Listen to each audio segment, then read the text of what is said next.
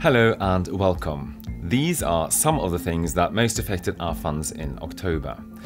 Good earnings reports from companies, positive signals from the US, and all of our equity funds were ahead of their respective indices.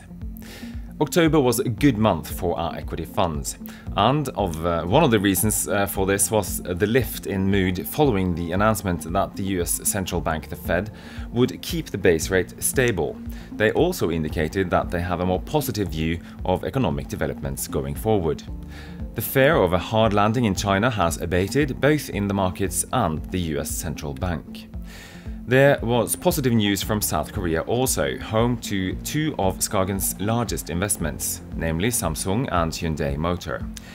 During the month, the electronics giant Samsung announced that it will be increasing share buybacks and dividends to shareholders. The market reacted positively to the news, and the price of our shares increased by 18%.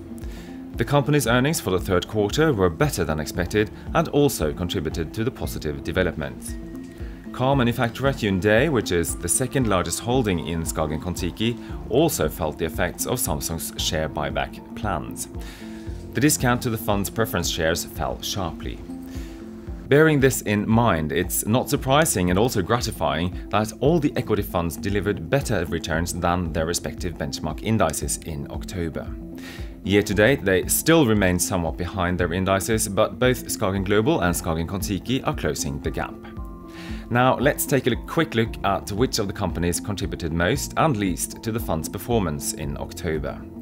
It's hardly surprising that Samsung tops Skagen Global's list of positive contributors in October.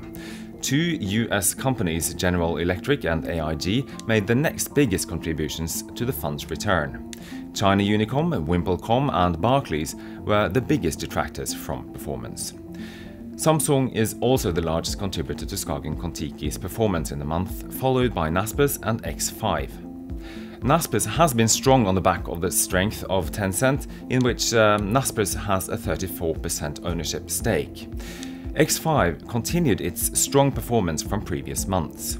Other investors are now also starting to believe in a successful turnaround while discovering their strong discount format positioning in a difficult Russian grocery market environment. At the bottom of the performance list are Indian car maker Mahindra & Mahindra, Indian filmmaker and distributor Eros International, and dry bulk shipping company Golden Ocean Group. As for Skagen Focus, memory chip producer SanDisk and last month's loser AIG topped the performance list. Meanwhile, Ubiquiti Networks, SK Hynix and Magforce were the largest detractors from performance. And those were the highlights for October. To find out more about developments in the funds, you can read this monthly status report available on our web pages. Thank you for watching.